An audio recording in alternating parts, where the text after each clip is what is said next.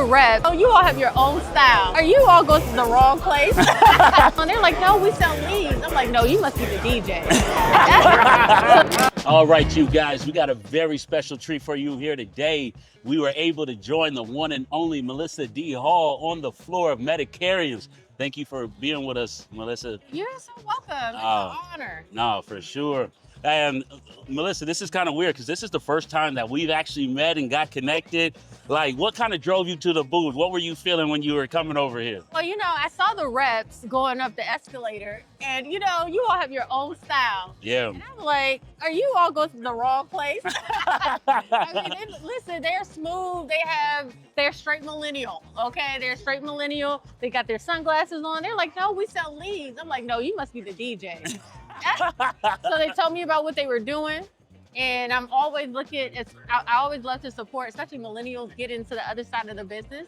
And, you have some great people working for you, and I just wanted to learn more. Yeah, I mean, our biggest one thing now has been building a $100 million team. Yes. And, we really are starting to assemble the Avengers, so to speak, of everybody that's a great representation, not only of us, but are able to explain at a high level how this business works and where we can actually fit into these different businesses that we're servicing. Now, Melissa, for everybody that doesn't know what it is that you specifically do, can you kind of give the audience a little bit of perspective as far as how your business works and what you're doing right now? Sure, absolutely. So again, I'm Melissa D. Hall, also known as the voice of the female agent. Okay. I've been in the insurance industry since 2008. Okay. My story is that I started when I was in college, selling final expense insurance. That's how it started. Yes, and then within 90 days, I made so much money that I quit college, and I was living next to Ray Lewis, in Baltimore. Okay. So yeah, it was like that, okay? And from there, I built call centers, getting started like in the dental, major medical, Obamacare came. Yeah, that was like an overnight bomb. Oh, man. Yeah, that was an overnight bomb. So of course, I had to restructure. Went back to college, finished my degree, moved to North Carolina, and I was working at AT&T one day, and I was doing insurance part-time, and I was so overwhelmed. And I just could not work at this job anymore. And so I was like, you know what, that's it. And I quit that job, went and heard about Medicare, okay? And I was like, I'm not sure. And so with final expense, selling life insurance, believe it or not, the most I ever made was $65,000, which is still a lot for a college kid. However, when I got into Medicare, I made six figures, probably in about 5 months. Yeah. Now, all right, so people are gonna hear that, Melissa, and be like, how the fuck did you do that? So how the fuck did you do that? Hustling. I already had a book of business. Okay. Again, I'm coming from final expense, so it wasn't my first rodeo, and some things, experience, I want to keep it real for your audience, because a lot of times they hear these success stories. Again, I made, 6 figures in 5 months. That's extraordinary. But again, I have been doing this since 2008. So a lot of that experience, I had before, so I wasn't like a spring chicken. So I went ahead and brought that in, and it just took off. And a lot also too, I did host a lot of events as well in conjunction with. Were those mostly local events in your community? Just bringing people together, mass volume applications, big pops? I was there, I was everywhere. I was at the food banks, senior centers.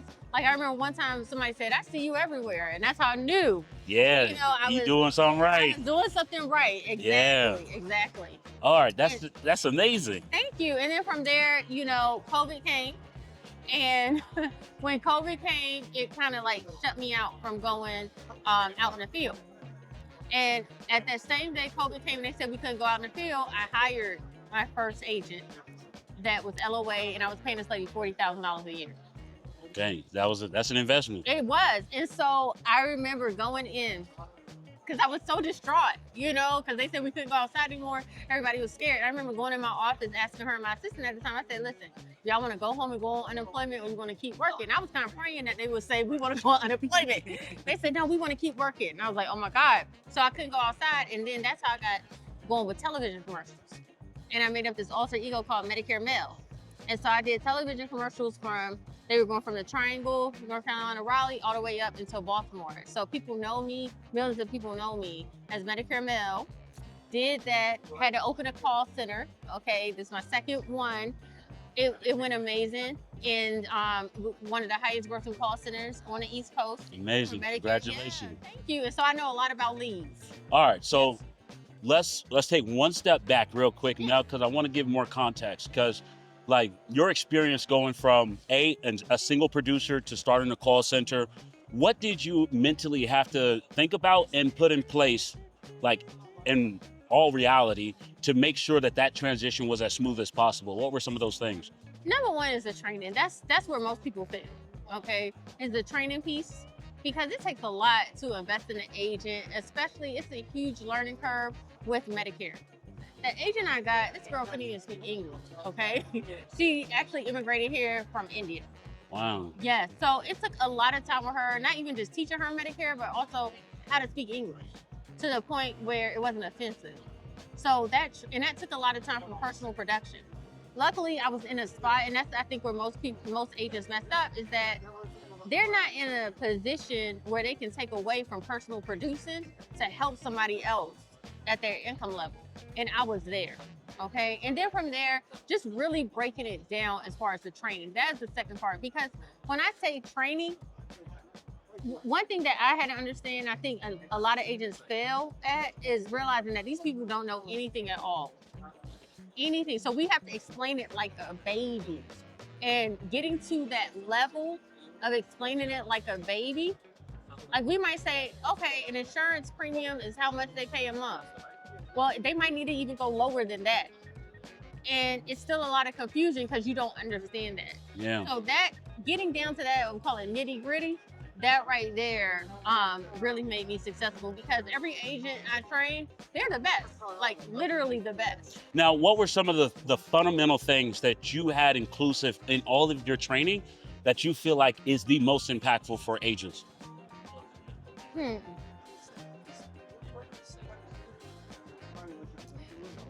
The number one thing that I feel like was the most inclusive for the agent, oh my God. Honestly, I throw them out there early. I'm a big proponent of throwing your ass in the ocean. I do. I throw them out there early. And honestly, that right there, I've had agents have panic attacks, run out, and I had some agents stay with it. And to me, as heartbreaking as it is to see at times, and it's like, hey, you don't waste all your money, or I could have took more time. No, sink or swim, period. I'm a big believer in that. Yeah, sink or swim, because guess what? I can teach you how to swim. I can teach you how to swim, but we need to know if you can float. First. Yeah. Now, Mel, I do have a point for that specifically, because sometimes when you throw people in the water, they spend a lot of time fucking up. You know what I'm saying? Mm-hmm. And fucking up when you're financing all the media can be very expensive. What was that like? Like, how did you get started, like getting these people started to where you can throw them in the ocean, but it doesn't put you under because you're investing too much in them, and it's not driving productivity? Yes, absolutely. They ruin a lot of leads. That's part of it. And I think that agents, you gotta listen, you're gonna take a loss before you win. You're gonna take a loss with these agents. If you're trying to grow a team, just understand you're gonna take a loss, because it is a learning curve, right? And you're putting a lot of money in. But the number one thing is this, especially if an agent has never done insurance before or they're rusty, start them off as an appointment setter. Have them make appointments. So like, I have agents generate income for me as they go. So let's say you want to be an agent. Okay, great, you're an agent, but set some appointments for me. Because no matter what, guess what? You generated an appointment that I can sell and generate income, and also that you can learn off of. So you have to create a system where it works for both of you. Yeah. Now, is your model right now mostly all LOA, or do you have an independent division as well? Sure. So at this time, I'm just training agents. Okay. I do have an agency. I was actually able to sell my agency in 2023. Thank you. I'm so excited. So gave me a lot of freedom, and I really thrive in the training space. So hence I'm here at Medicarians. I'm teaching agents how to host 6-figure events. I went viral. My Medicare events went viral on Google last year. Yeah, we got over like 5 million views. Whoa. Yeah, and we were actually picked as one of the top moments on the internet of 2025. What was the moment? Sure. So I hosted an event, a hand dancing event with some seniors, and they danced to the boots on the ground, Oh Lord. and it went crazy. And and it just it changed my career. Wow. It literally changed my career. And so I'm here teaching other agents how to do the same thing. And I also have a course called Medicare Events That Win that teaches agents how to do that as well. So that's when I'm here. I also have a cross-selling course, and what else? Branding, right? Because I've been able to be on major publications like Roland Martin, TEDx, World News, ABC, CBS, all of them. So all of those things I try to teach agents now because honestly, I love my freedom. I love kind of just taking care of me because again, I've been doing this for a long time. So I'm kind of at a position where the work-life balance works. And that's kind of what I focus on. I feel like agents can get the best value from me with me training them. I think the training is so underrated in most situations. And, for me, when we had our call center selling over the phone, one of the big things that we really wanted to make sure that we instilled in people was you want to be as competent as possible, because when you're competent, you're confident. And I think those two things go together. And I want to kind of take a step back because all day today, we've been meeting with independent agents, guys that are just getting started trying to grow their agencies, or they're just trying to increase their amount of production that they're doing right now. And something that I've noticed across all these different people that we've ran into so far today, they don't understand their numbers. Yes. And more than that, they don't understand their contracts. What were some of the things that you learned along your journey about both contracts as well as the numbers that really kind of helped you excel in everything that you've done? Yeah, no, the numbers thing is very important. I think it's crazy to me how many agents I meet and they sign up for my courses and they come to my classes and they don't even know how much they're getting paid. And but that also speaks to they talk about that hill of business where you have blind enthusiasm and then conscious competence. Then you get discouraged and all that, and they just get excited, and it speaks to that. And it also to the industry as well. Insurance is a very murky industry. No, it's slimy. Let's be honest. It's very slimy, and the numbers are convoluted on purpose. And I was literally just talking about this earlier now, where, oh man, this guy was like, oh, the comp plan is so complex. I'm like, no, that's intentional. You're trying to make it complex because you don't want people to be able to comprehend and understand what they really have. Yeah. And one thing that I've just seen time and time again, especially independent agents that try to come into our platform to buy media, they don't have the actual contracts to sustain customer acquisition costs. Absolutely. And can you dig into that a little bit as far as what these agents are really struggling with? Let me tell you something. I talked about that on my TikTok. And they were coming at me, about it. Because I talked about one company in particular, which I won't say their name, that does that. This is what agents have to understand, because a lot of these agents are with companies that are geared towards part-time folks. Listen, insurance agents, if you are on Medicare, how much you're supposed to be compensated, it is public information. You can go online and figure it out. I think right now, new to Medicare is $600. And renewals is like $370 or something like that. You can go on there and look. They need to go do that, And you need the full thing. You need the full 100%. thing. And the average cost it takes to acquire a new Medicare client is $100. Leads are only part of the pie. Leads give you the consistency. Then you have to do the events, That's what's going to drive it down even further. Yes, and then you have the referrals. It's the ecosystem, a customer acquisition ecosystem.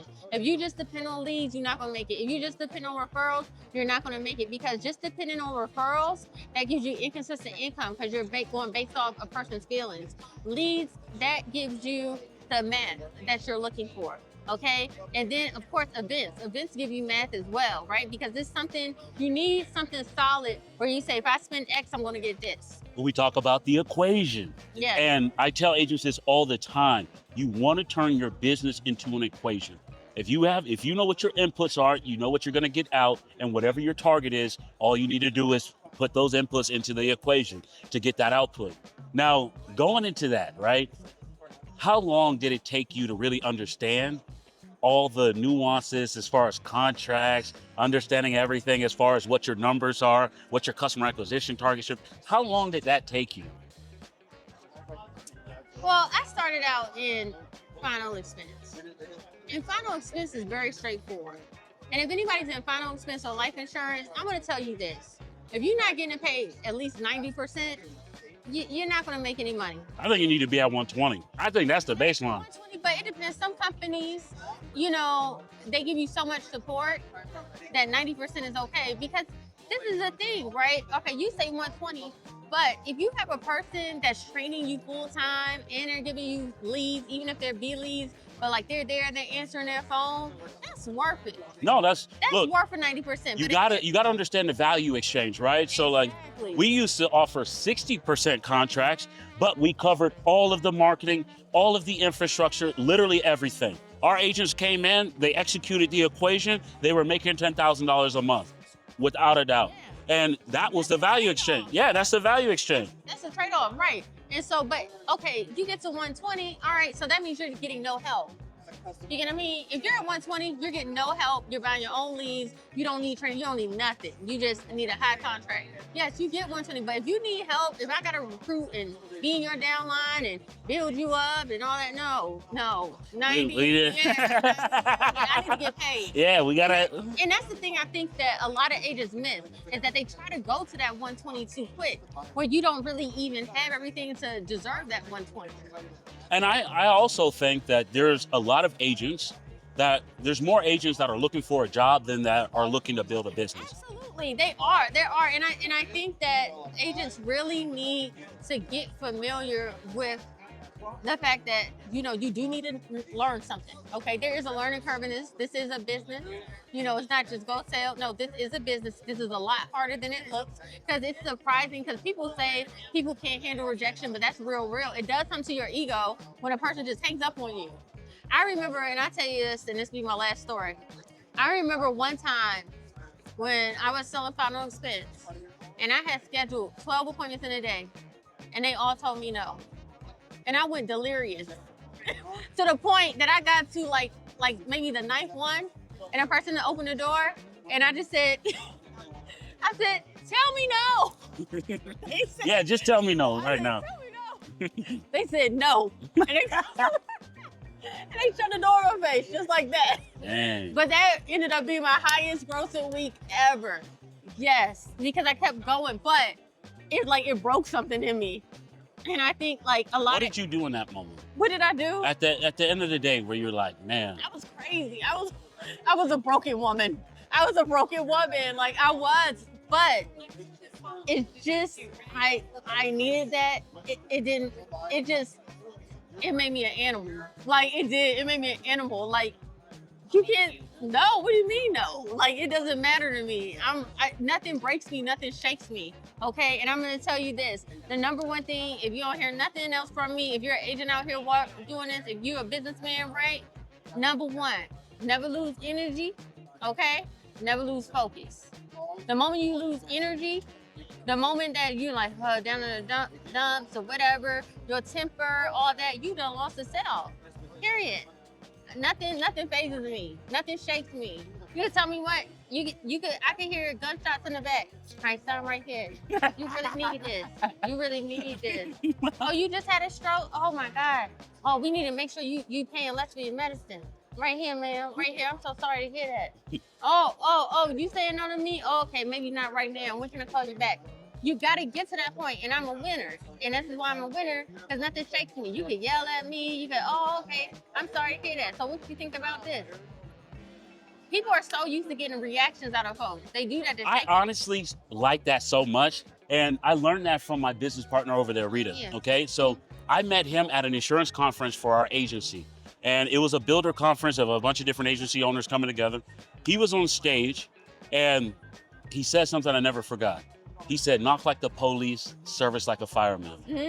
And I never forgot that. I like that. Everybody hate the police, but love the fireman. Oh, yeah. And he played a video of him knocking doors. Craziest thing I've ever seen in my life, Mel. He goes up to the door and he's banging on it. And literally somebody come out the door, yo, who are you? Hey, man, how are you? I'm here for this, all this. And then, like, she's, like, all taken aback, but he's like, I know you home. and that was the whole point of it. Got to get your attention because you got to, like, you ring the doorbell. I'm going to ignore the doorbell because you don't know me if you ringing the doorbell. But if I'm banging on the door and I say, hey, man, open up the door or whatever it is, like, it really breaks that idea of, all right, this is a friction point. Who is this? And they're more curious. And I think that engagement really, really helps a lot of people. Now, pivoting from face-to-face sales to selling over the phone, because I do think like that is a very different business for a lot of agents and they don't comprehend it. How important are licensing? How, like, having more geos in your state list? How important? Say geos, what do you mean? Like states, like your okay, like, geography. Okay. yeah, so like your You state talking licenses. Vendor talk. Oh, sorry. So like your state license list. Mhm. How important is to have multiple states? How important is it to like have diversity and different types of leads? This is the thing. If you're selling over the phone, you cannot just do it in one state. Period. Not enough calls. Everybody's calling. Cannot do it in one state. If you're selling on the phone, you need at least 7 states. 7 minimum. And you need to make sure that there are states where it's actually business. So I'll give you an example, right? So I'm from Maryland, PG County, and I love Maryland. It's my heart. However, Maryland has went through some changes where a lot of the plans aren't paying. It wasn't like that. I did so much business in Maryland the past 2 years. Like, I'm between Maryland and North Carolina. I live in North Carolina. You know, I sold my business and a lot of it was in North Carolina. I started doing business in Maryland. Well, guess what? Maryland, they took away the commissions, period, pretty much. Well, guess what? I have a North Carolina license. So I'm not dependent. What if I didn't? You know, what if I did? And I also have a Virginia license. I have a Florida license, you know, everywhere. Texas. So, and I know in Texas is hot, no matter what. Real big. Texas is hot, California is hot. These places are hot, I know them. And also, you know, you gotta make sure you do your research because this is the thing. I can sell in all these different places and I can talk from the Medicare side is because when they have these carrier, and this is the thing, a lot of these people don't go to these carrier rollout meetings in these different states. You could do them online to learn about what's going on there, the geography, the different hospital systems, things of that sort, so you could be more competitive and useful as that local agent. Because with me, even if a local agent comes to their door, because I don't care, you're over the phone, but if a person comes to that door, they're gonna beat you. Unless you know what's going on. And I know what's going on because during the pre-AEP, when they're having the carrier rollouts, I'm online and I'm listening to what's happening in that state in the different places so I can talk to that person as if I was local. Talking to the carrier reps, things of that sort. So you want to have a lot of licenses, but also too, you want to know what is happening on the ground there as well. And for my life people, like if you're not doing Medicare, I would say this. For my life people, one of the things, again, I had a call center. One of the things you could do is look up the local news. People don't look up the local news.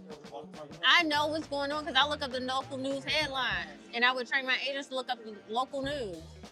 Okay? I know what's going on in Maryland. I live in North Carolina, but I can tell you what's going on. Right now, they're fighting data centers in Prince George's County, Maryland. Okay? In Baltimore, the mayor there, he just got reelected. And guess what? I think they having T.I. coming to their big festival. You know, wherever you're at, you need to go ahead and look up the headlines on local news because people are already feeling a certain type of way and sketchy about selling over the phone. So you can't be there. So how are you going to break down a barrier? If you're serious about it, just the local news headline. You ain't got to look up all the stories, just the local news. Yeah, what do you think it is? Yeah, because we're past, what's the weather today? It's a sunny day. We're past that. People in India are doing that. So it's all about what you want. If you want to be a millionaire, you know, because you can be a millionaire in this business, something just as that, because over the phone, it's all about trust. Very much so. It's all about trust. It's all about making them feel like you're right there with them. What better way than the local news? I love that. Oh, I love that so much. Now, let me ask you this, because I know you do a lot of training right now. Walk me through like your philosophy on leads, how people should work leads, how they should get leads. What's your perspective on how agents should work leads? Okay, that's our last question. We'll get into it. Okay. So leads. Okay, where do we begin? So how agents should work leads? Oh, or what, in your experience, have you worked? What do you feel like is the best? Like, I wrote a book on leads, okay, on how to buy leads. It was on final expense. Different types of leads, high intent leads, whatever. Number one, a lead is a lead is a lead is a lead. That is my thing. A lead is a lead is a lead is a lead. You have to understand, number one, you might not sell that lead, but that lead could send you someplace else. A lead is not bad. You know when a lead is good, or just lead, if it can get you in your target market. I don't care if you say yes or no, but for again, in Medicare, do you have Medicare? Are you about to turn 65? Yes. Okay, great. You're a lead. Okay, is somebody in your household on Medicare? Yes, you're a lead. Okay, are you 25 and you working at McDonald's? Yes. Your parents, they around, they live with you? No, you're not a lead. That's it. is it in the target or not? Right, that's it. Can I find somebody? Okay? There's so many times, and I think people gotta understand it's just a point of entry. It's just a point of entry. Okay, it might not be the person who filled it out, but is it their spouse? Is it their neighbor? Somebody knows somebody. Is it their sister? Is it their brother? Somebody knows somebody. It's about how bad. Do you want to go ahead and call your lead vendor back complaining, okay, and not make any money? Or do you want to go ahead and take this lead and make something happen? Well, okay, you don't need no help. Do you belong to a church? That's even better. I would take a person who I can't help, but yet they ain't hook me up with their pastor.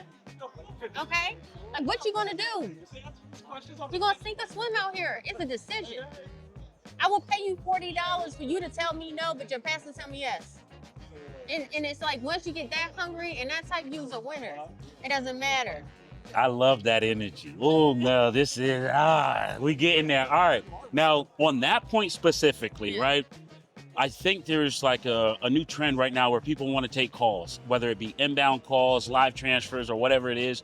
What's your perspective of agents taking calls? And I think that agents really need to learn what they're doing before that. Taking calls is not good for the beginner. Now, if you work with Aetna or Humana or something where they got, you're getting a salary and stuff, okay, fine. But I would not suggest a person take calls until they've been doing this at least 2 years. Because people don't have time. They can hang up. That's an easy out. So you need to be experienced taking these calls, because these calls cost a lot of money. They do. They really do. So don't take calls if you can't sell and you're not sure. And also if you don't know what's going on in that area. Okay, you're in North Carolina, South Carolina, Virginia. Okay, yeah, you're in all those places, but do you know what's going on? Do you know the different hospital networks? Because that can mess you up too. So it's a lot of nuances. So until you feel like, okay, I'm an expert, I know what's going on, and even if you do, maybe you have to start out with like 3 states that you know real well. The calls might not come as fast, but at least you know it and you're getting used to it. Because listen, over the phone, as a person who's ran a call center, who's spent $100K a month, all the things, doing this phone thing is no joke. It is really no joke. And then do you have a system that you don't sell them, that you can follow up with them automatically? It's a whole system. It's not just, okay, you take the call, or if you have to call them back, do you have somebody who's going to call them back for you? Are you going to call them back? You have a drip campaign. You know what I'm saying? Do you have something else to sell them besides the Medicare, besides the life insurance? Because that right there is how you get rich. You're not going to get rich just selling life insurance over on Medicare. Yeah, it'll work, but okay, that charge back. What else you got? It's a whole thing. Oh, man, we talking the same language now. Yeah, we talking the same language, Mel, because when we had our call centers, our model was very much this. We led with final expense, and we acquire customers through final expense, and we had over a 50% cross-sell rate to Medicare. Okay, that's good. And our model was all predicated based off of underwriting. So we did the underwriting for final expense. We got all the formularies from being able to underwrite the consumer for final expense. And then we found the money on the Medicare side to be able to cover the cost of the final expense by reducing either the tier classes of the medications or by being able to shop their formularies for better deals. Absolutely, and like that's what I teach. I teach cross-selling. That's one of my courses I teach, and it's a must. Because listen, right now with Medicare, the commissions are being cut left and right. So what else are you gonna do? People still want to learn about it. You can still help them, but you got to get paid. And that person, they need final expense, they need short-term home health care, they need hospital, they have to have it. They're gonna get it from somebody. Why not you? Exactly. And so that whole cross-selling piece, and also to take it a step further, hosting events in person. So I get about 90% of my customers, actually 98. I don't really go out in the field anymore at all. And I host events with them in person. So the people that, okay, we might talk on the phone, but I'm meeting them in person for my events. And that keeps it on the books because there is also a persistency part of this business as well. So it keeps you up. And honestly, when I first got started at 21, that's kind of what put me out of there. It's because I got hit with those chargebacks and persistency, which really wasn't explained to me. People say just keep writing, but that's the hamster wheel. So, and I feel like that's where so many agents get in trouble is the persistency, because the one thing about final expense, you can never slow down. yeah. You only can. It is, but you got to understand, like, you can make the business stickier by selling multiple products. You can make it stickier by just. But a lot of. Mel, it's absolutely been incredible to talk to you. I mean, I do genuinely think you have a lot of valuable information to share with the entire world, especially in the insurance space. I hope we can definitely do this again. For sure. Now, if there's, I would love to hop on the pod. Now, if there's one final message that you would want to leave with, like, new agents, people that are trying to grow, learn, what would that message be? My message would be invest in your business. This business is not free. That's a big one. Don't be cheap. Invest in your business, invest in yourself, invest in your appearance. Okay? You look good, you sell good. And you're gonna have to work hard. There is no ego. And that's it. I love it. You guys, I appreciate you guys watching. If y'all have any questions for Mel, drop them down in the comments below. Yeah. We'll see you guys next time. And you can follow me at Melissa D. Hall. Go there, and you can go to my website, melissadhall.com/resources. Perfect. And is that on all platforms? That's on all platforms, Melissa D. Hall. But I have a newsletter called The Executive Board, and you can go sign up for that on melissadhall.com/resources. Oh, beautiful. Appreciate you, Melissa. All Thank right. you so You much. too, my friend. Thank you. You as well.